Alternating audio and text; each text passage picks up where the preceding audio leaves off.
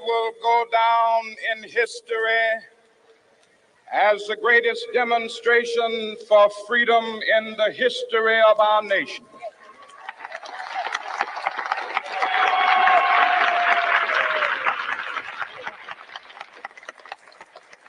Five score years ago,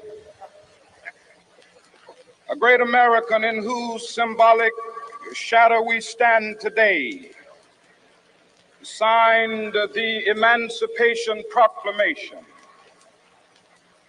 This momentous decree came as a great beacon light of hope to millions of Negro slaves who had been seared in the flames of withering injustice. It came as a joyous daybreak to end the long night of their captivity. But 100 years later, the Negro still is not free. 100 years later, the life of the Negro is still sadly crippled by the manacles of segregation and the chains of discrimination. 100 years later, the Negro lives on a lonely island of poverty. I have a dream that one day this nation will rise up and live out the true meaning of its creed. We hold these truths to be self-evident, that all men are created equal.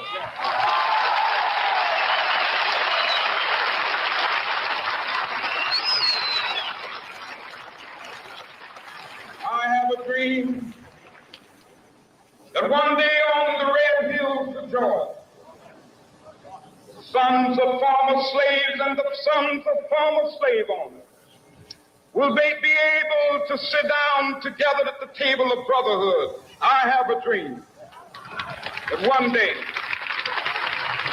even the state of Mississippi, a state sweltering with the heat of injustice, sweltering with the heat of oppression, will be transformed into an oasis of freedom and justice. I have a dream. My poor little children will one day live in a nation where they will not be judged by the color of their skin, but by the content of their character. I have a dream today.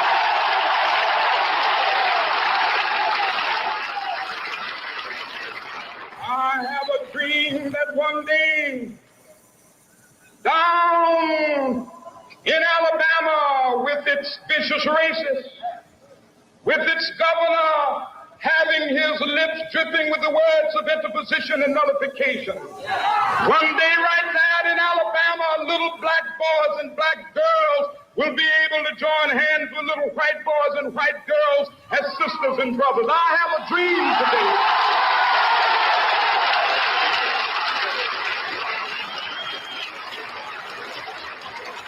I have a dream that one day every valley shall be exalted, and every hill and mountain shall be made low. The rough places will be made plain, and the crooked places will be made straight, and the glory of the Lord shall be revealed, and all flesh shall see it together. This is our hope. This is the faith that I go back to the South with. With this faith, we will be able to hew out of the mountain of despair a stone of hope. With this faith, we will be able to transform the jangling discords of our nation into a beautiful symphony of brotherhood. With this faith, we will be able to work together, to pray together, to struggle together, to go to jail together, to stand up for freedom together, knowing that we will be free one day.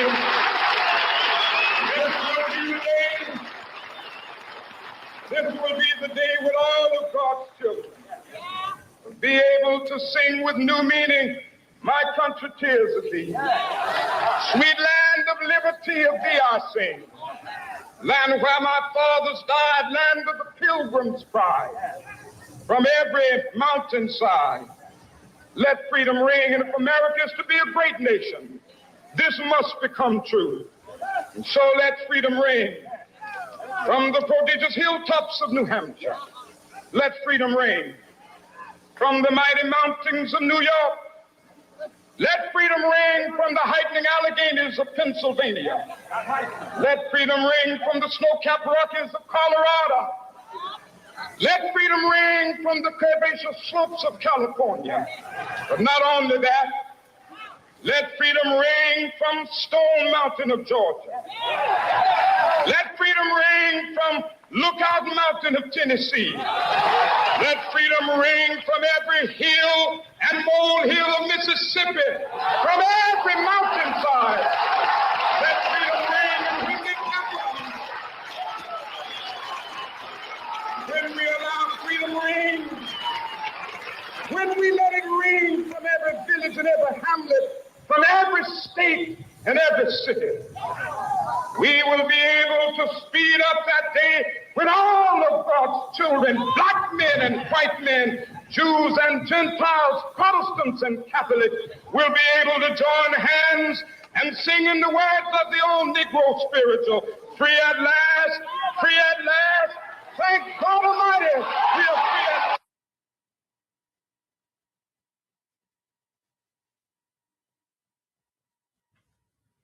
All right, yo, that still gives me chills every time I see that and hear that. And I don't know about y'all, but I mean, we still have a struggle. Yes, we do. We definitely have a struggle. We challenge, still work to be done. Is still work to be done, and that's why we exist. That's why everything we do is so important to keeping that dream alive. And I am so pleased to welcome our two very distinguished guests here today. Soror LaTrice Currie, now last name Leslie. Congratulations on that. And also Minister Jennifer Woods. These are my very lovely sorors, but they are doing things in the community that is making a major, major difference in Chattanooga, and not just in Chattanooga, all outside of Chattanooga, because we got a big sorority. So, you know, we're doing things that's really making an impact on the lives of people, especially in the area of education, civil rights, as we're talking about today.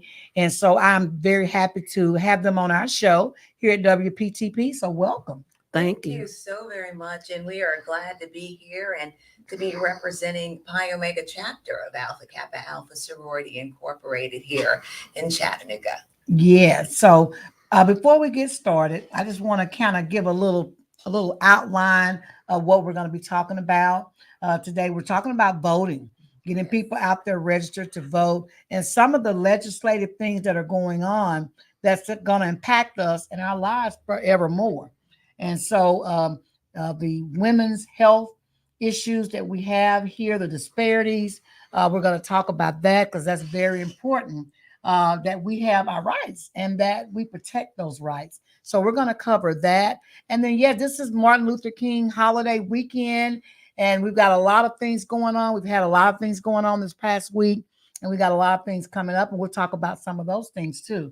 So who wants to lead into the story today? Well, first of all, thank you for having us here today. Yes. And just want to start off by talking about it is MLK holiday weekend. And so we do have a lot of things going on. And what this really encompasses is what we have 6 major program initiatives. And one of those program initiatives is advocating for social justice. And that is where Jennifer leads that. And the other we have is our AKA Day of Service. And that is where we will also be having our voter registration under that, working with Soror Jennifer and our advocating for social justice and what we call our connections, which is also voter education. And one of the things too is that, as you probably know, is that sororities and fraternities have been on the front line of this issue for years when you look back through history of what this means, because we are in the community and we have been leading efforts working there to get out the word, to work with, to make sure that people are informed, to make sure that people are educated, and to make sure that people have their voices heard, because that's one of the things too, is that making sure when we start talking about voting, voters education, voting rights, is that making sure people have to realize that if you don't vote, you don't have a voice. You do not. You do not. And that's so important that we pass this knowledge on down to our children. And I'm not talking about just African American children. I'm talking about all children. All children. Everyone needs to be educated, because when they're educated, knowledge is wisdom. You make better choices and you understand the problems better, and you can work together better to solve those issues. So I am truly a believer in educating all people so that all people can work together.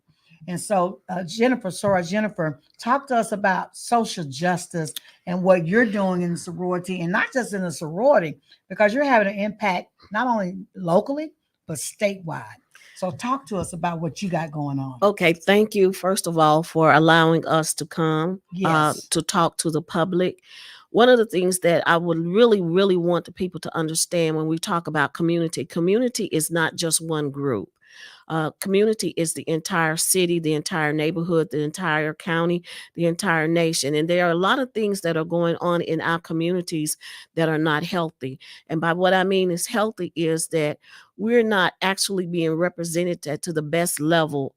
Unfortunately, we're at a place in American history where some of our elected officials are not listening to the masses, but they're appealing to the lobbyists or to the small interest groups.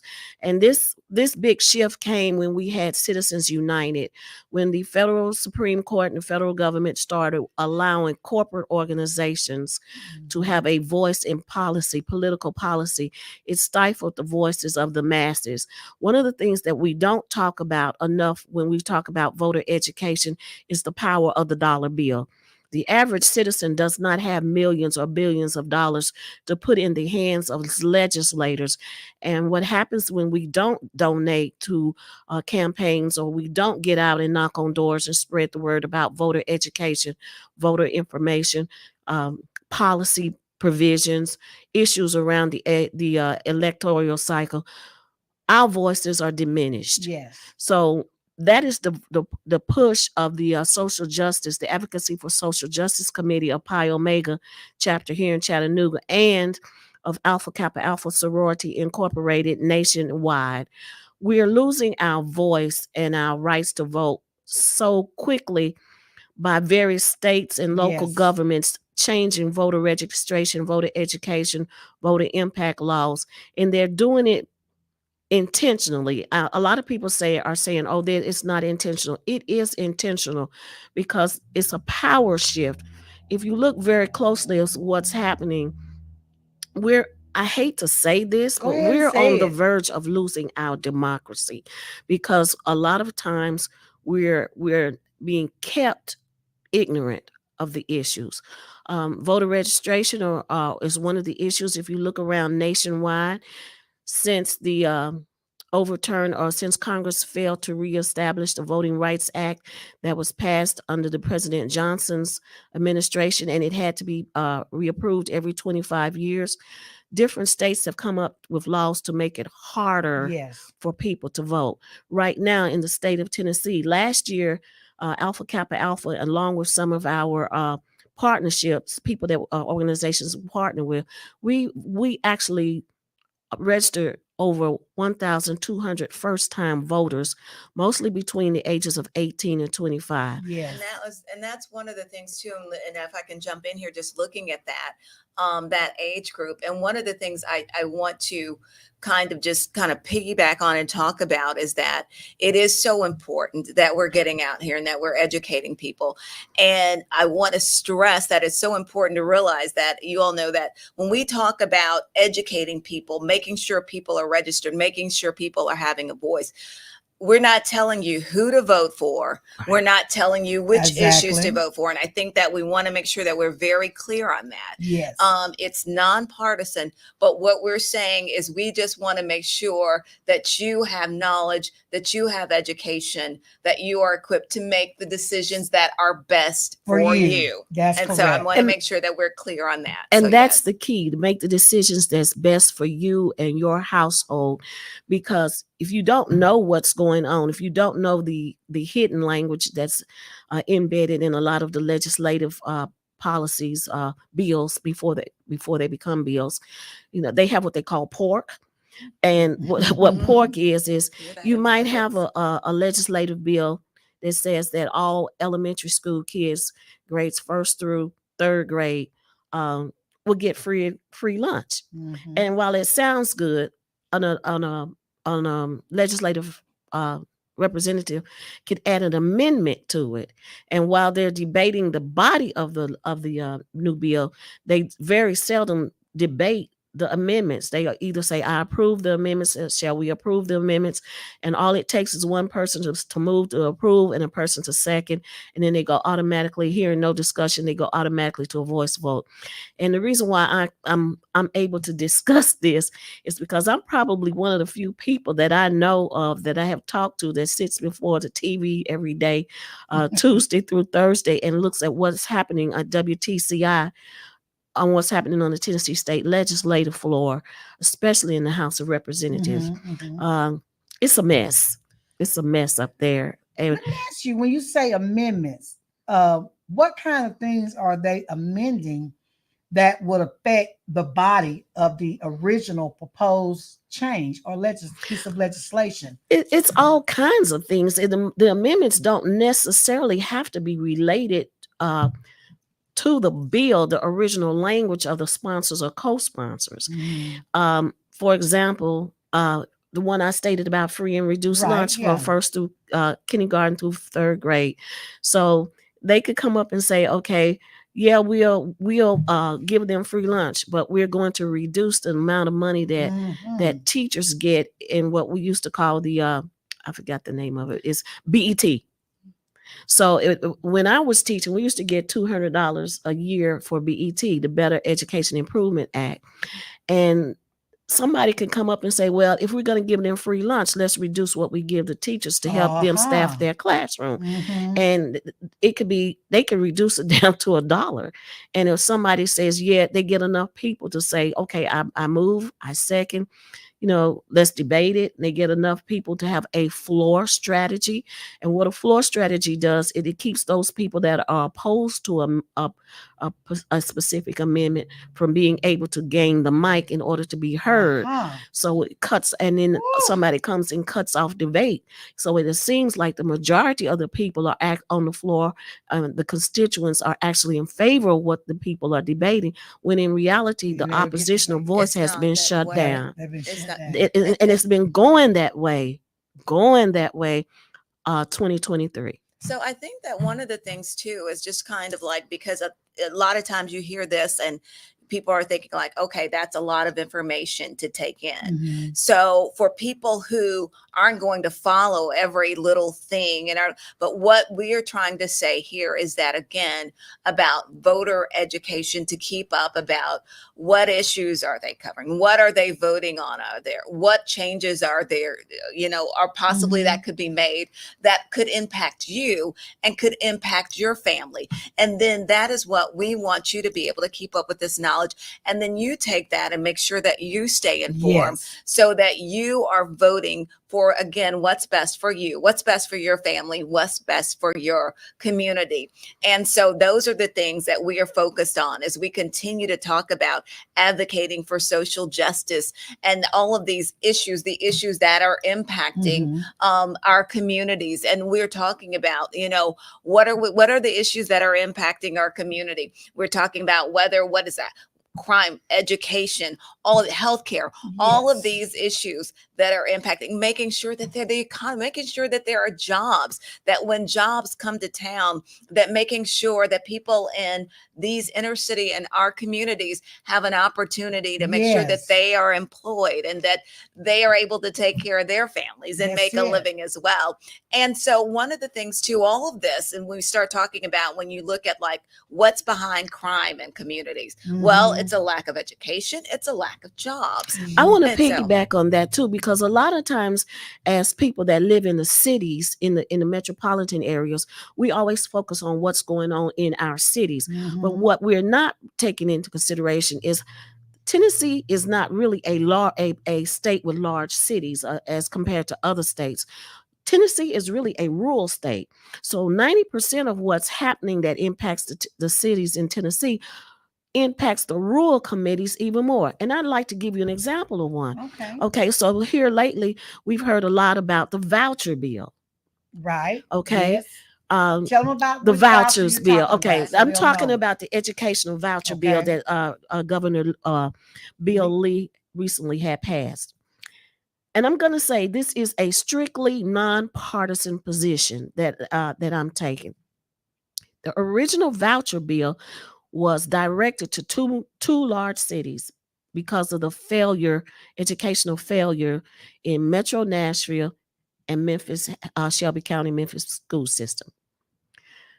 After that voucher bill passed, committees got together, education committees got together, and they crafted a bill that was just signed into law that not only you can get an educational voucher for a private school in the city schools, and that would be Hamilton County, Knox County, Metro Nashville, Memphis, and Shelby County. But now it's going into the rural counties, such as the counties of Sequatchie County, Grundy County, Marion County, McNairy County. Some of the counties in Upper East Tennessee and West Tennessee are truly struggling to fund public education. And now, because the parents can get vouchers, the money that the state would allocate to them now can go to private schools. So what these children who cannot afford vouchers, or the parents who cannot afford vouchers, are going to face is a lack of funding.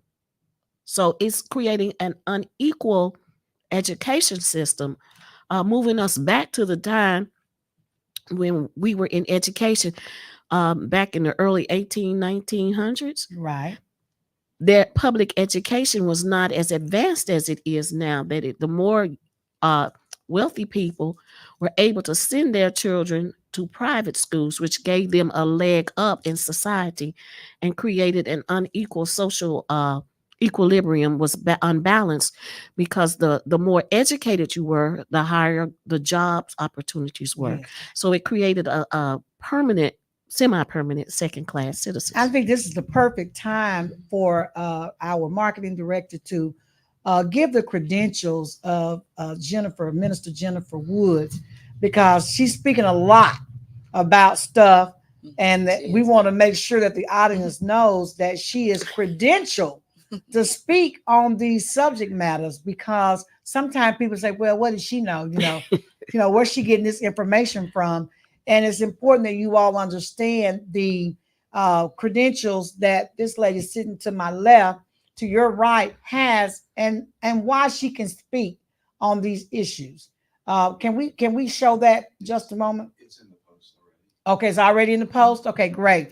So you're a retired educator. Right, 35 years. 35 years. And so she has been there. She's went through a lot. Even when they did the merging, all of this stuff, she's went through it with the school system, and she has been fighting for better education, not only as a teacher, but now as a retired teacher for our kids. And it not just starts here in Chattanooga and stops. It goes from here, like she was talking about, Shelby County, Metro Nashville, Knoxville. She's fighting for all children, and I want to make that clear. Yes, I'm kind of don't like to share that, because people kind of look at you in a different light when they say that. My heroes are Fannie Lou Hamer and John Lewis, and I really like the idea of good trouble. Yeah. So you got to do it. you got to be able to stand up for something. So it's not only Chattanooga, Tennessee, and the Nashville, Tennessee area.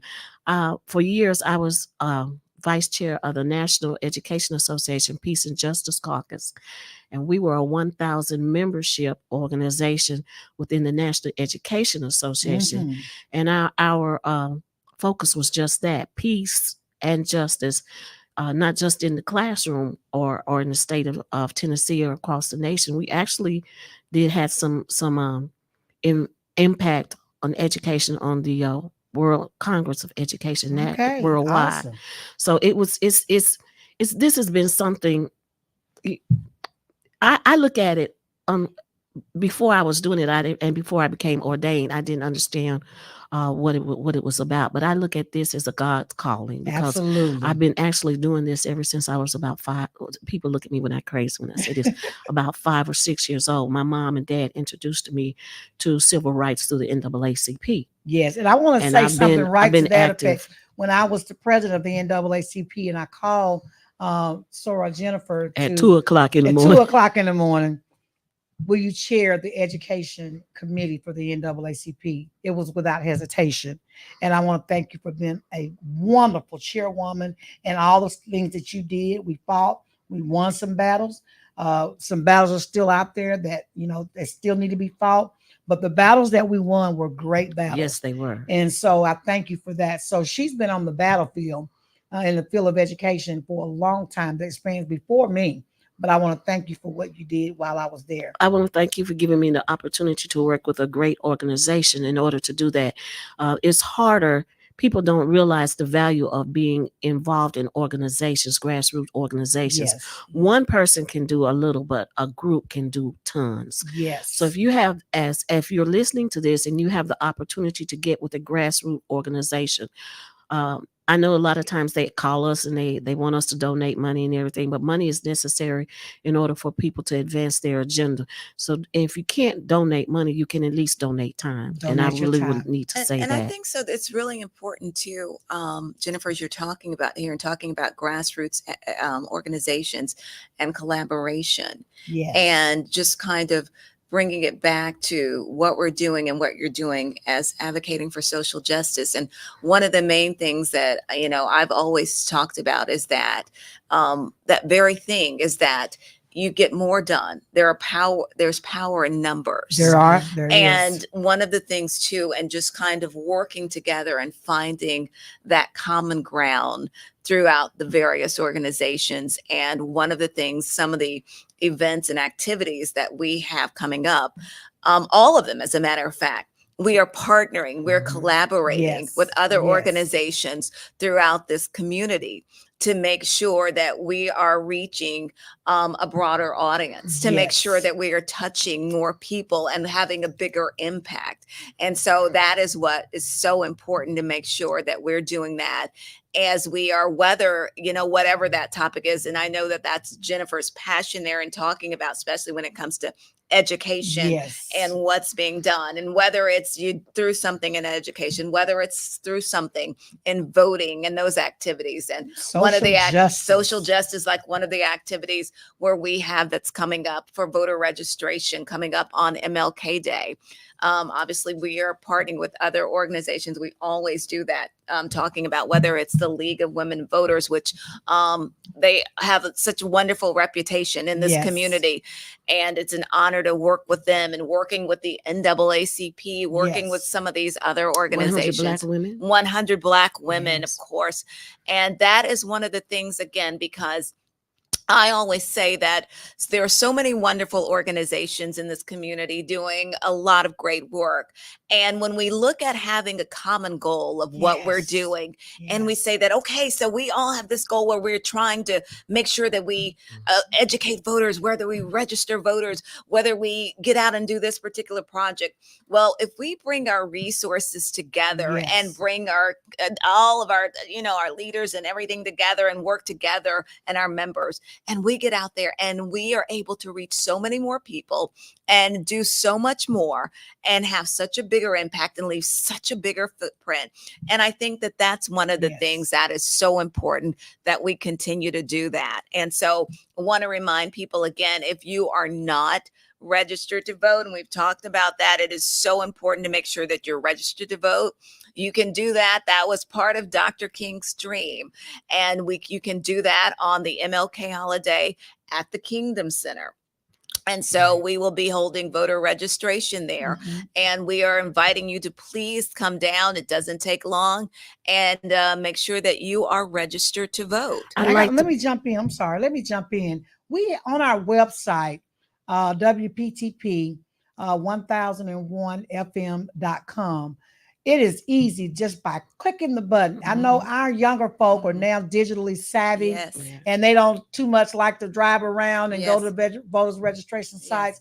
But you can go to our website, WPTP1001FM.com, and there click, just to click and just answer those questions. And guess what? You are registered to vote. Yeah, I'm glad you brought that up, because there is a QR code that you can Yes. scan to vote. But I also want to say this. If you are a registered voter already and you have not voted in the last election, you may have been purged. And what we mean by purged is that if your name may have been kicked out of the system. And here's what's happening. If you have a common name like Joe Smith, and you have an address, and there might be a Joe Smith within the next 15 or 20 blocks from you, they're looking at this as possibility of a man or duplication. So somebody's going to be purged. If you've moved from one location, one voting district to another, one voting precinct to another, check your registration. You can check your registration on TennesseeVotes.org. Update yourself. Please update yourself. They are purging people who have not voted to vote. We encourage them, Jennifer. You go there and go anyway. Just go anyway. Just go re-register, because it's better to check to make sure than to go to the voting precinct and you can't vote. And you can't vote. And I'm gonna say this too. If you have not checked it and you decide to vote on the March 5th primary. My mind is going quickly in my head mouth. Primary. And you find out that you're not there. There is a provisional ballot. Take it. Don't walk out. Do not walk out. Do not let them tell you you cannot vote. But I'm gonna go back and retract for a few minutes. Check your district. Make sure that the district on your voter registration card is up to date, because precincts and districts have changed. They've redrawn the lines. We went to 11 county commissioners and 11 city councilmen and 11 school board members.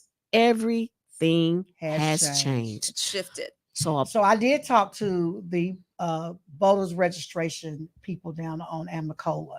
And I said, is it anything wrong if someone re-registers because they don't know and they don't have a card? And they told me it's better to re-register. Right. You can't just re-register. Act like you never registered before. Go in there and register as a first-time voter, whatever. And if you're registered, it'll pop up that you're registered. If not, you'll get your registration. And I like to talk to you. I'm glad you said first-time voter, because I like to talk to you about first-time voters. They've changed. If you have a college student who is living away from home, they have the right for an absentee ballot. So tell your child that is 18 or over and is not enrolled in college in the county that they live in to register and ask for an absentee ballot. There's a provision and a process that they go through for an absentee ballot. They must get an absentee ballot. If your child is a first-time voter, or your young adult is a first-time voter, when they go and vote, they must have a state ID. Tell them what qualifies as a state ID. Okay, so it is not your college ID. Even though you may have attended a college, a state university, like I did, Tennessee State, and the ID has Tennessee State on it, or the University of Tennessee Knoxville, or the University of Tennessee Chattanooga, it is not considered a licensed a state ID issued by the state. You must have either a driver's license, a military ID, a passport, or any other type of ID issued by the state of Tennessee. If your student or college student or 18-year-old is not driving, take them down to the driver's license headquarters and get them a state issued ID anyway. I just dealt with that. They don't have to drive in order to get that ID. Right. So if you're not driving, you still need to get a state ID, because you're going to need that if you want to get on a plane and fly somewhere. I just dealt with my godson. And what do you need to get a state ID? You need a birth certificate and you need your social security card, not a copy from them saying it's on its way. Yeah. You got to have the official social security card or passport if you have one of those. But you must have your social security card. There's no substitute for that. And it's, well, if you're trying to get a state ID, you need your birth certificate. And your birth certificate as well. You have to do that. And we just finished that for my godson. And they wouldn't accept any other form because he's only 19. So he's never had a state ID. And make sure when you get your state ID, it is the state ID with the star on it. Yes. Not just a regular driver's license. There are so many laws that have gone into place within the last 5 or 10 years that is changing the right to vote. And these are hurdles that are being put into place for us for the right to vote. We're talking a lot about the right to vote, but I want to shift it a little bit and start talking a little bit about the issues that are related to the 2024 campaigning year. 2024 is a pivotal election year. In Hamilton County, there are going to be 3 electoral cycles, and everybody that's listening to us needs to be knowledgeable and actively involved in educating themselves around the issues and around the procedures of what's going on. In March the 5th is the election primary. And what the primary does is it determines what candidates will represent each party. Gets to advance. In order to advance to the general election. There has been a lot of discussion about making people declare parties. In the past, you didn't have to declare a party. If you saw a candidate, say that you were a Democrat, and your views and political ideology did not align with the Democratic candidate, you could ask for a Republican ballot and vote as a Republican, even though you might have registered as a Democrat. You could cross party lines, and that has been in place in Tennessee for years. I worked in political campaigns when I was in my teens, and I know people that in various gubernatorial elections that encouraged people to switch party, cross one party to another to get the strongest candidate to run in that political party. So tell us the political, I would say, downside to that for people who you were talking about are Democrats who don't like the candidates that are Democrats. And you can't vote. And you can't vote for the Republican. What is so bad about this? And what is the chances that this is going to happen? Because I got a problem with that. I got a problem with that. Okay, it's not going to happen. Vote for the best person. And that's what I think. That's what we all should do. I think that's the bigger picture. And again, I can't say that. I'm so glad that you all said this, because this gives me a person. This gives me a party. This gives me a segue into political platforms. I can't stress this enough. We can't put our vote. This is not like in high school or junior high school when you were electing the class president or the student government association president. Those people had no authority, no power. I'm just going to be frank. I used to be a class president. We didn't have no power. It was just to make us look good, feel good. Right. Yeah. Popularity contest. And something you can put on your resume when you want to go to college or get a job. But when you start talking about governmental officials, there's too much power in those seats. You got it. So this can't be who I like. Every party has a platform. And what are the platforms are the issues and the positions that they take on their issues. You can't vote for a person that you like, because when those people get the money from that political party, they sign an oath to support that party's platform, regardless if they agree with it or not. Yes. And how I learned this when I was on the Tennessee Education Board of Directors, we had a political action pact, and we were talking to various candidates, various elected officials, and they explained to us the power of a political platform. Yes. Once you take that party's money and you don't support that party's agenda, yes, you're in a world of trouble. You are. They can censor you. They can determine what committees that you will work on, what And that's committees very you important. won't work on. And what they do is when they censor the elected official, we say, okay, well, he shouldn't have run his mouth. No, y'all, that's not what happened. That's not what's happening. They're actually stifling the voice of that elected person's constituency. So if case in point, go ahead. There was a chips bill back in the early 2000s that was on the national floor, and I called our representative Zach Wong. Zach knew me personally because I rang his phone all the time, and he knew I was pro education. And while we had a discussion about it, and he told me, he said, I agree with everything you say. I understand everything you say.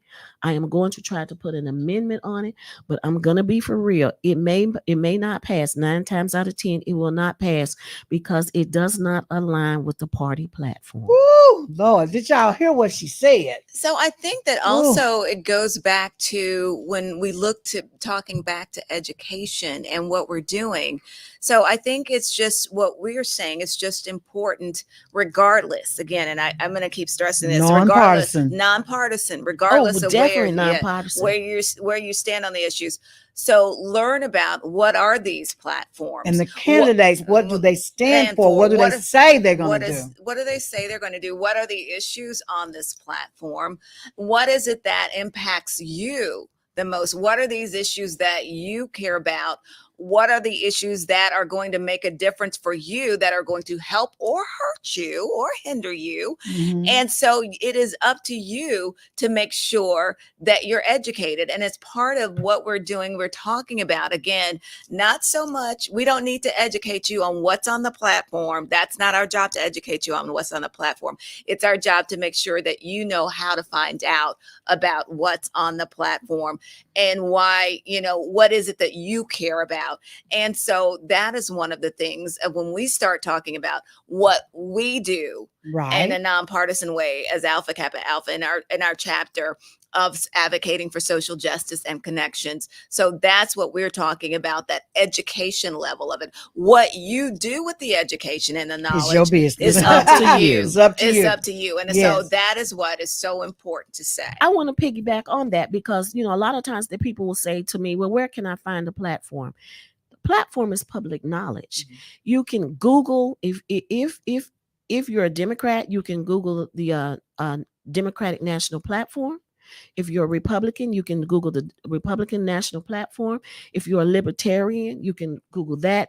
Google has so much information. It's awesome. If you don't use it, it's because you really don't want to know.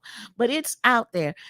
So I am stressing, know the platform, know the issues. Don't get so wrapped up and tied up, and I hate to say this. Go ahead, say it. This WPTP. What your pastor tells you, what your classroom teacher tells you, what your best friend tells you about a candidate. Oh, your mom and daddy in some cases, even though we're not going to talk bad about mamas and daddies. I'm going to have to talk bad about mamas and daddies because my mama and daddy didn't understand some of the stuff I voted for. My nephew and I, in this last political election, we had a hot and heavy debate. And I want to say this, debate is not argument. You will hear people debate. This is an intelligent conversation about the platforms and the issues that are out there. There are Facebook groups that I'm in and that other people are in about political issues, not party. And they are highly nonpartisan. Like the Moms for Social Justice. Moms for Social Justice. There's one that I really, really, really look at, and it's Hamilton County Supports Education. It's Republicans there, it's Democrats there, it's Libertarians there, it's all kinds of people that are talking about the issues around Hamilton County schools and what we can do to make them better. But I want to flip the script. I want to go back to the issue that we are really, really, really need to talk about. The issue that's coming up. We've heard about the Martin Luther King day voter registration. But the Pi Omega Advocacy for Social Justice Committee on February the 1st is having a panel discussion on the disparities in healthcare for African American women. And that's a big issue. It's a huge issue. let's Tell us why. First of all, talk about the issue, the disparity, those statistics that you have, and then why everyone needs to be there. It's not good, in my opinion, if only African American women show up.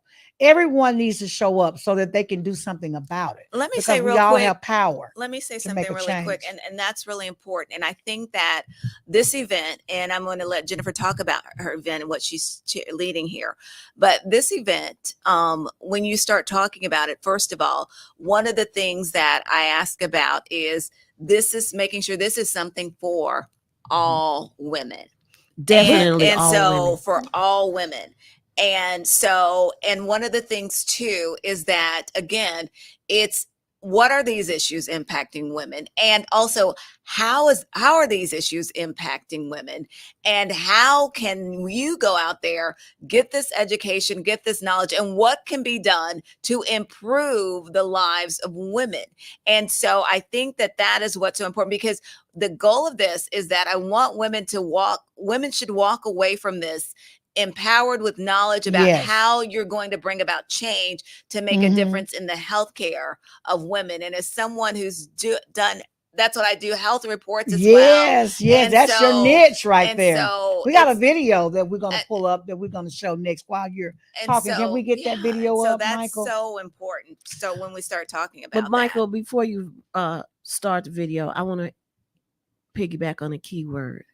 The two keywords are empowerment and advocacy. We don't realize that the power that we have, and the only way we're going to actually be able to use our power is through advocacy, by speaking up. Yes.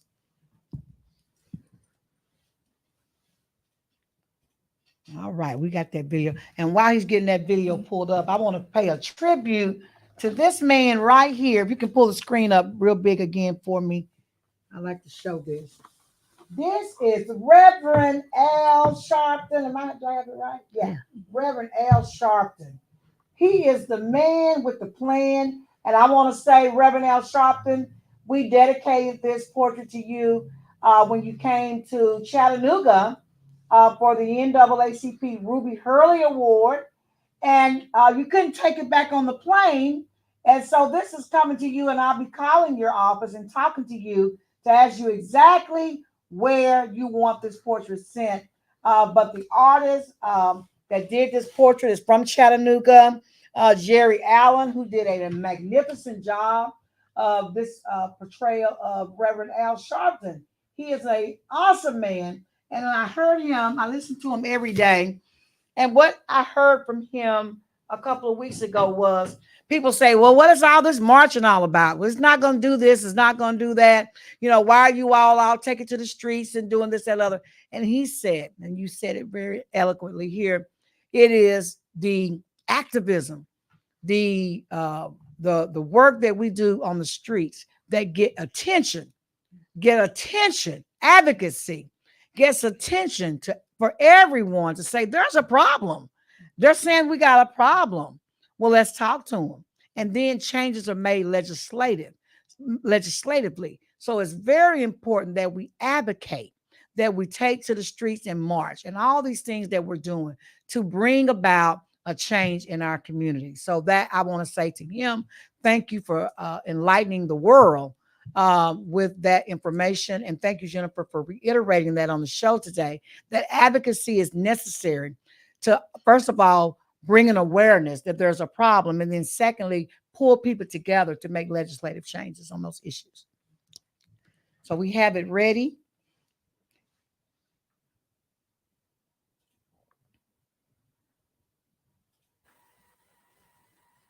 To kind of just like go with the flow. For me, what the doctor said was law. The first thing they did was threaten to call CPS on me. This is not the birth center. Don't expect to be able to do what you want to do. This is not your birth anymore. I'm just screaming, help, help, help. That's why I'm trying to hold my baby's head inside of me. I asked to see my baby because I didn't think that I was going to make it. We've all been trained to kind of just like go with the flow. For me, what the doctor said was lost. The first thing they did was threaten to call CPS on me. This is not the birth center. Don't expect to be able to do what you want to do. This is not your birth anymore. I'm just screaming, help, help, help. That's why I'm trying to hold my baby's head inside of me.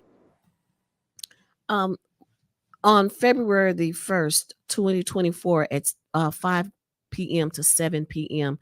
at Greater Tucker Missionary Baptist Church, which is 1115 Northmore Road, Alpha Kappa Alpha will be sponsoring a panel discussion on the disparities in healthcare among minority women.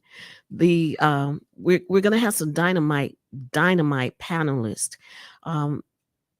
The group that the video that you just saw, that is the New Georgia Project, and it is a group of young African American and minority women between the ages of 18 and 35 that went through after some of the state laws that were changed that were infringing on reproductive rights of women in Georgia. They went door to door and they interviewed groups of women, and they actually had 9 women that will share their story. And I want to take a few minutes if I can. Yes, go because ahead.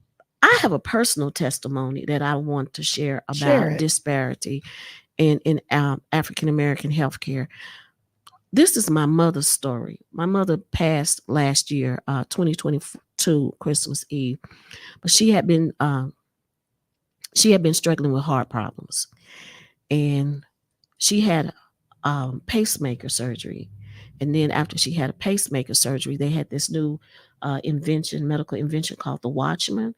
And my mother was the 3rd person in the state of Tennessee to receive it. I did a lot of study. She had 2 cardiologists, 2 great cardiologists that shared information and everything. And they put her on a warfarin. And she couldn't. That's a blood thinner for those that don't know. Blood thinner for people who don't know.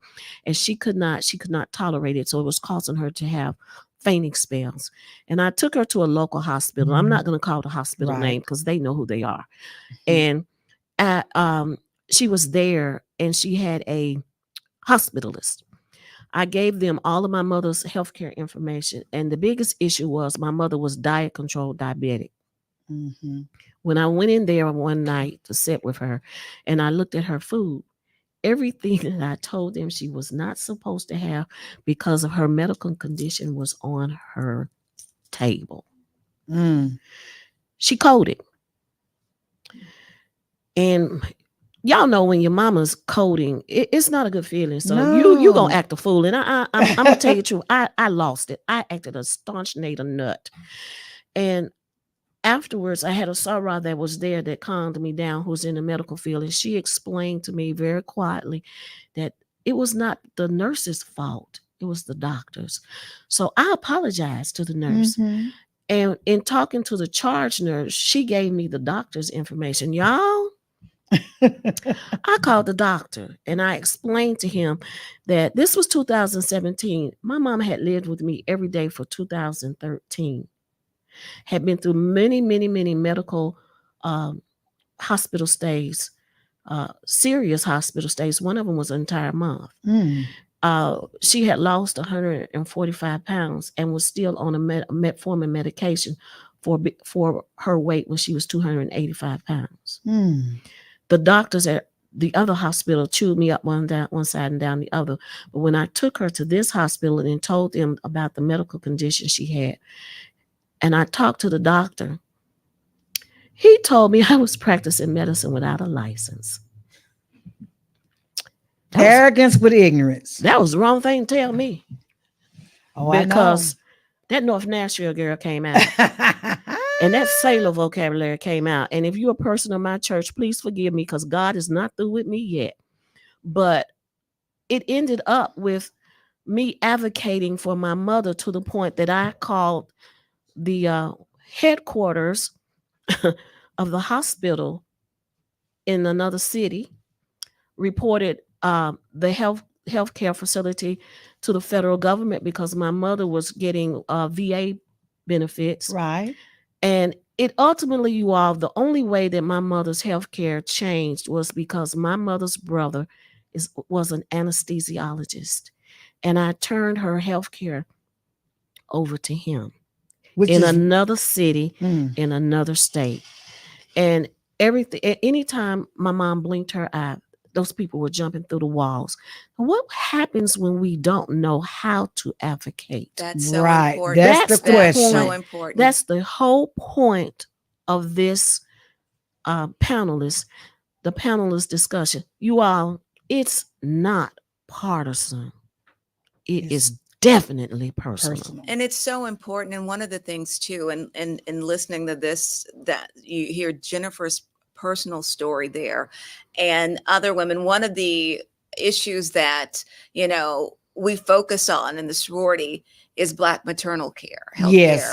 I'm glad you brought that up because I had my own life experience with that. And that is so important. And I think that that's another issue that we want to continue to make sure that we highlight when it comes to Black maternal health care. Yes. Because we know personally in our sorority and in the city how that has impacted us when we see young women of color who die during childbirth. And you look at yourself and you ask, why is this happening? Right. And one of the things, and you look at the statistics of why this is happening. And there's so many reasons and research that has been done. And, you know, and so we want to, how do we change this? How do we change the structure of how this is handled when it comes to medical and healthcare for young Black mothers? And it doesn't matter, like they were saying a lot of times, these are educated women. These are women who, you know, are doing everything that they said that they are supposed to be doing. So this is one of the things when it comes to healthcare. And again, that's one of our platform issues. And that's one that we want to focus on too, is when we talk about Black maternal health care. Yeah. I want to give some statistics. Yes, please give some statistics. Something that shocked me. Right. We're going to extend our show today. I'm sorry for those that are out there listening, because this issue is just that important to us today. So I know we only have 1 minute, but we're going to extend it. So keep going. Thank you. Last year when Alpha Kappa Alpha did the day at the Capitol, I was on the research committee, and the issue of Black maternal health care, postpartum death rates among African American women in the state of Tennessee within the last 10 years has seen a 95% increase.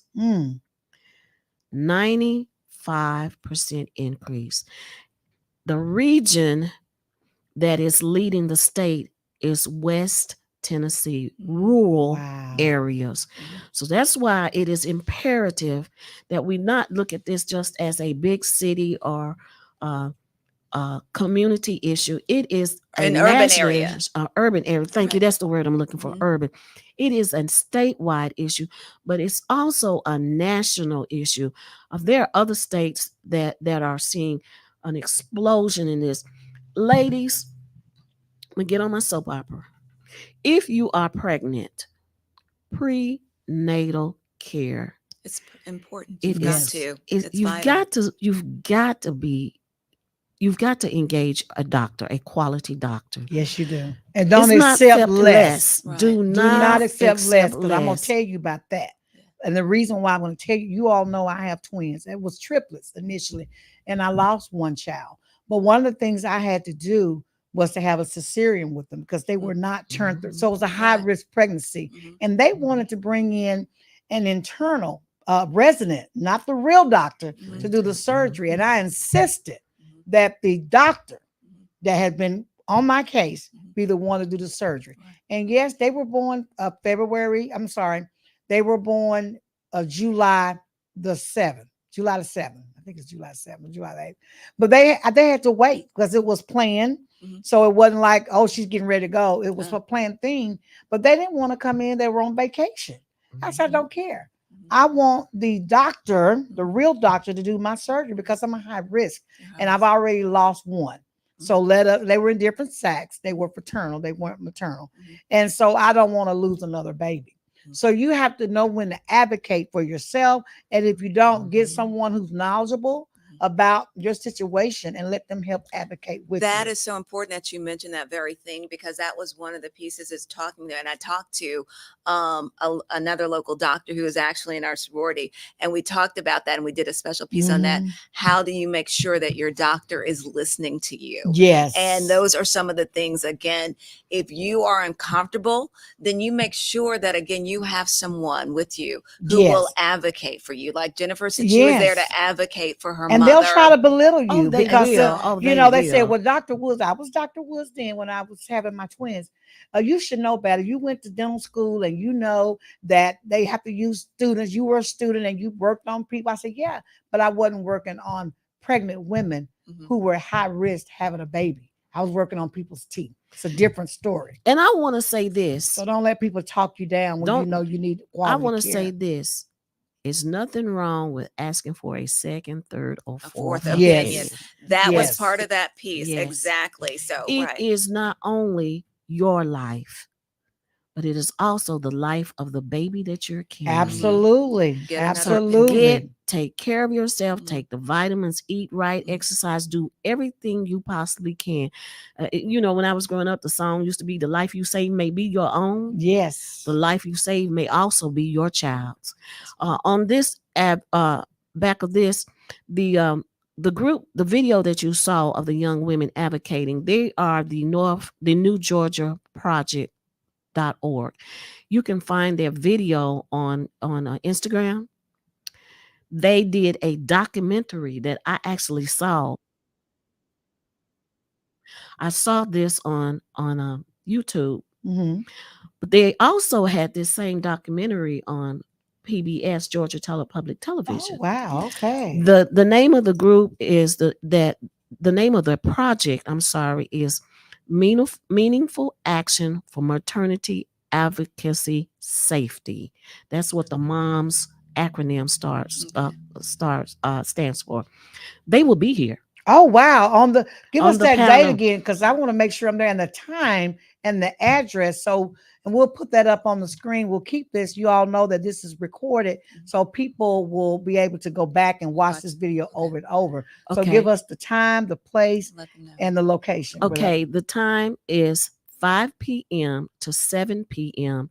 at Greater Tucker Missionary Baptist Church. And is it okay if I give my pastor a shout out? Go ahead and give your pastor a shout out. I give mine a shout out every time. Because, when we were planning this activity, we were having a very, very hard time of finding a place to do this.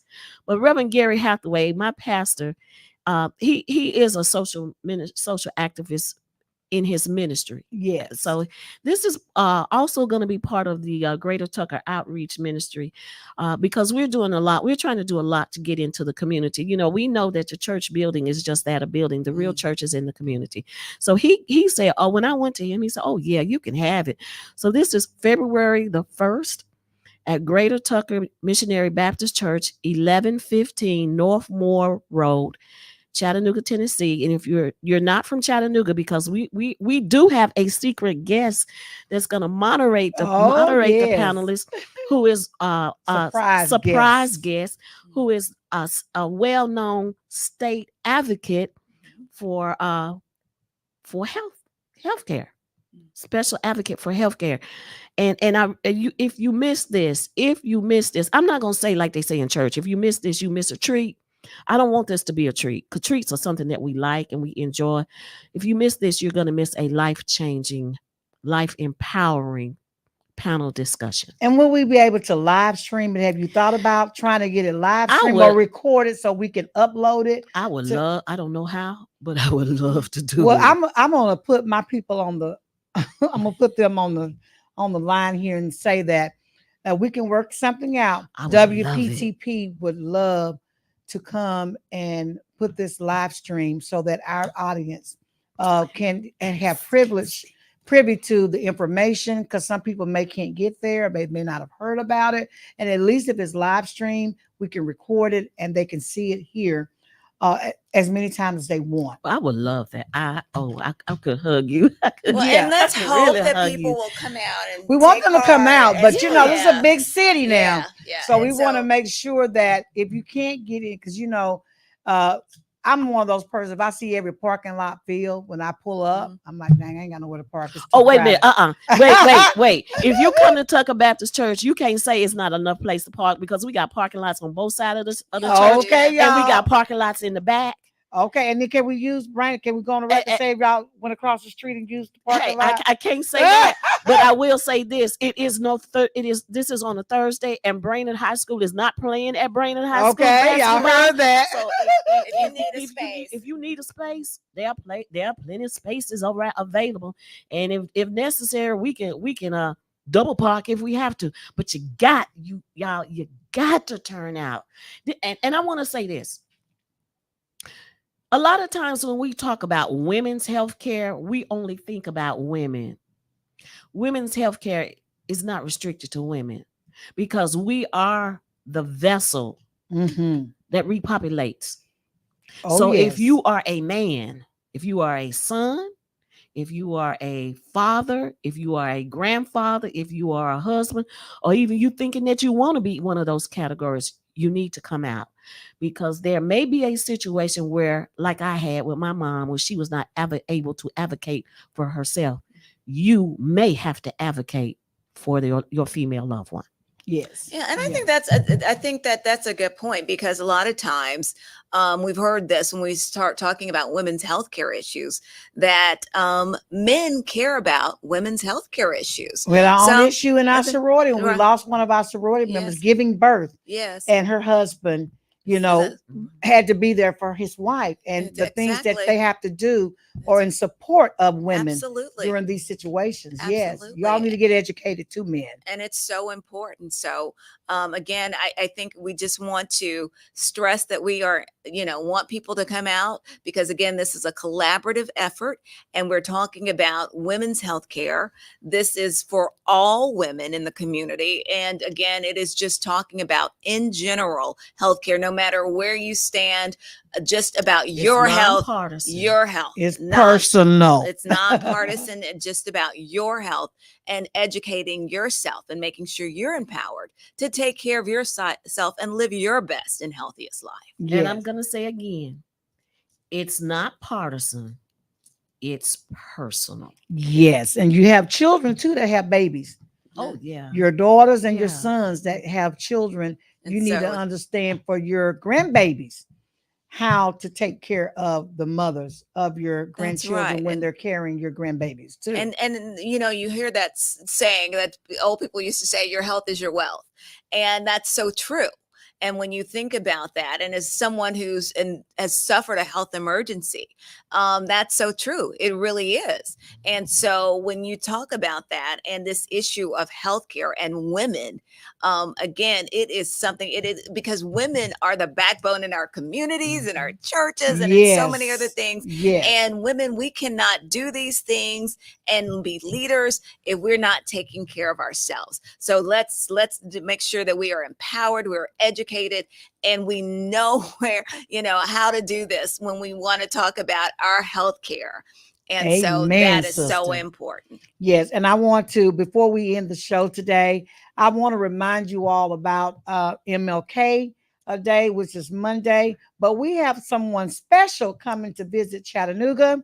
And I want to say UTC will celebrate its 11th UTC MLK Day, bringing a pair of co-headliners to Chattanooga. Dr. Bernice A. King and Dr. Shabazz will be the keynote speakers for UTC MLK Day on Friday, January the 19th at 12:15 p.m.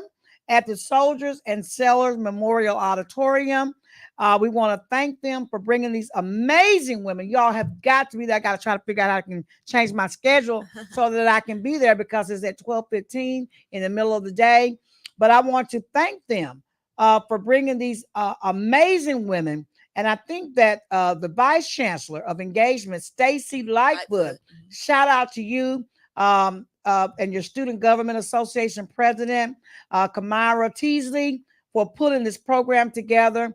The program will include a discussion and Q&A section. Y'all have got to be there. Not often do we get an opportunity to see two powerful women. Very powerful. I mean, when I say this is Dr. Martin Luther King's daughter, she's going to be here. And Dr. Shabazz, you all, if you know anything about any of these women, they are some of the most, or two of the most powerful women in America, and for that matter, in this whole country and around the globe. I want to add this. It's not often that you see Malcolm X, and I hate to call him Malcolm That's X okay. because Go that's ahead, not his call name. it, sister. His name is El Hajj Malik Shabazz. It's not often that you see his children engaged in a public discussion. So for her to come, UTC to pull off, I got to get there. We got to get there. Y'all, that's a huge feat. That is huge. And it really is right here as we, observe Martin Luther King Day. Yes. And so to have both of them here, and to at hear the same time, to hear what they, and really, I think that a lot of people, when you hear from them and knowing, like you said, who they are and where they stand and where they see things going right now, and what they have to say. So I think that is a treat for our city and for our community. And so, for everybody, gotta be there. Let me just give a shout out to both of these women, so you all can feel the magnitude of what you're going to experience when you come to this event Friday the 19th at the Memorial Auditorium. Dr. Shabazz has, first of all, let's talk about her. She's an award-winning author, educator, producer, and daughter of Malcolm X. She is the chairperson of the Malcolm X and Dr. Betty Shabazz Memorial and Educational Center. She's authored 5 historical novels, has served as project advisor for the PBS award-winning film Prince Among Slaves, and is currently producing a television series based on her latest 2 publications, X and the Awakening of Malcolm X, with Sony Pictures Entertainment, TriStar Pictures. She has dedicated herself to institutional building and integrational leadership development with the tenets of diversity, equity, and inclusion in her work to preserve her parents' legacy. She received a Doctor of Humane Letters from Rochester, Massachusetts State University. She has a master's degree in human resource development from Fordham University in New York, and a bachelor's degree in biology from SUNY New Paltz in New York. And then let's talk about Dr. King. And y'all know she's Dr. King, right? Yes. She's a minister, attorney, and daughter of Dr. Martin Luther King Jr., is the chief executive officer of Martin Luther King Jr. Center for Nonviolence Social Change, commonly known as the King Center. The not-for-profit organization was founded by her mother, Coretta Scott King, and she's our soror, Coretta Scott King, as the official living memorial to her father's life, work, and legacy. Dr. King continues to advance her parents' legacy of nonviolent social change through policy, advocacy, research, education, and training based on nonviolent principles and strategies modeled by her parents. She received a doctorate of law from Emory University in Atlanta, a Master of Divinity from Emory's Candler School of Theology, and a bachelor's degree in psychology from Spelman College in Atlanta. You all, this is going to be an amazing Martin Luther King celebration moment in history for Chattanooga, Tennessee. Please come out for that. Please come out on February the 1st for the event that's hosted at your church here. I got to get the name of it right. I'm going to let you say it because I don't want to mess up nothing on that. It's Greater Tucker Missionary Baptist Church, 1115 North Moore Road, Chattanooga, Tennessee, 37411. It is across the street from Brainerd High School. You cannot miss us. Yes, so we're excited about that event. I want to show my license here. I guess I'll show the little star. Can y'all zoom in on that? Can you zoom in? There's a little star right here in the corner of the driver's license that you were talking about earlier as a form of ID. Make sure when you get your license, you pay the little extra. I think it's a little extra. Yes, you have to have it. You got to have this to get on the plane. Yes, you have to have it. And this star, don't think this is a Tennessee only law. This This is is a nationwide. Yes. And it is a restrictive. If you don't have that star, you cannot leave the United States. You will not be able to leave go your to state. You can't, anything that is government controlled. It is another way to track and identify who is a legal citizen and who is not. And where you at. And where you are. So everybody's going to have that license. Whether you agree with it or not, you're going to have that identification to move freely throughout the United States. All right. Well, that brings us to the end of our show, y'all. It has been an amazing show today. Don't you all agree? It has been empowering, impactful, and meaningful, and no better way to celebrate Martin Luther King holiday and the week and all than to talk about the issues that affect African Americans, those who are suffering disparities in health, and all the things that we can do to make our lives better here, not just in Chattanooga, but around the world. And so I want to thank again my two guests, Minister Jennifer Woods, and also our ambassadors from Alpha Kappa Alpha sorority, LaTrice Currie, Leslie, for joining us earlier. I think she had another engagement that she had to leave for. But these women, Alpha Kappa Alpha, I want to thank them. They are partners with Alton Park Development Corporation. They have a suite out here, and they're going to be doing a lot of things as time go on to improve the quality of life for all the people here in Chattanooga and around this area here. So I want to thank them for joining us with Alton Park Development Corporation. That's what it's all about, going out in the community and being impactful in what you do. So to them, I say thank you very much. And you know, today is Saturday and tomorrow is Sunday. So you know what you got to do. You got in church. You got to go to church, y'all. You got to go to church and give the Lord a thank you, a big hug and thank you by showing up and letting him know you're grateful and thankful for all the blessings that he is giving you. I'm definitely grateful and thankful for all of my blessings, and I will be there. If you can't go to church because of whatever reason, maybe something's going on in your life and you just can't get there, I love what virtual oh yes there are too many churches. There's no live excuse. streaming. You can live stream and watch church and have church service right from your bed. I'm putting on my ministerial hat. Go ahead, put it on. There is no excuse in this time, in this day and age, for us not to praise the Lord. That's right. You're always invited. I'm gonna give Pastor Hathaway a shout out too. You're always invited to Tucker, and you're definitely always invited to my church at Greater Emmanuel Apostolic Church, which is located at 400 Tunnel Boulevard, where Pastor Paul Warfield Jr. is the pastor. So come out and let us celebrate not only the Lord and all his blessings that he's given us, but celebrate life, because he's given us life. He's given us life, and it's because of him we live.